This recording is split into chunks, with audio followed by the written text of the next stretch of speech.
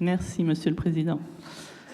Monsieur le Président, nous sommes bien entendu favorables aux modes de transport alternatifs au réseau routier, pollueurs, mais surtout très encombrés.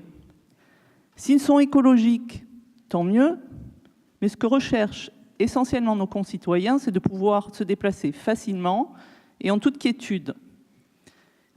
Mais nous pouvons nous demander si tous les critères qui sont exposés dans cette stratégie régionale sont réellement respectés.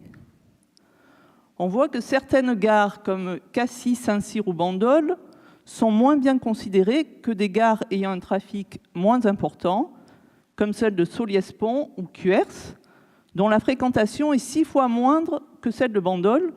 Pourtant, celles-ci vont bénéficier très prochainement des pôles d'échange multimodaux. Le critère de fréquentation ne semble pas ici avoir été respecté. Nous constatons également que plus de la moitié, 54% exactement, des 196 gares et haltes ferroviaires se trouvent en queue de liste, c'est-à-dire en 9e et 10e position, essentiellement en zone rurale. Ces gares oubliées vont-elles être amenées à disparaître ? En réalité, ce ne sont pas des zones à exclure, mais des zones à développer, car dans un sondage réalisé par l'IFOP, publié le 9 octobre dernier, 81% des Français estiment que vivre à la campagne représente la vie idéale, dont 60% de jeunes de moins de 25 ans.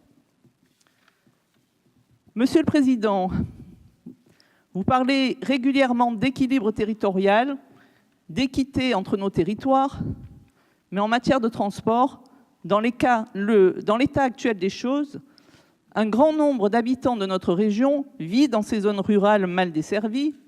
Ils sont donc obligés d'utiliser leurs propres véhicules, bien plus polluants que les solutions qui pourraient être envisagées avec des PEM. Le pari de la COP21 en matière d'environnement ne semble pas atteint dans ce cas de figure. Nous nous abstiendrons donc pour cette délibération, pour, comme vous le dites, ces petits détails. Je vous remercie.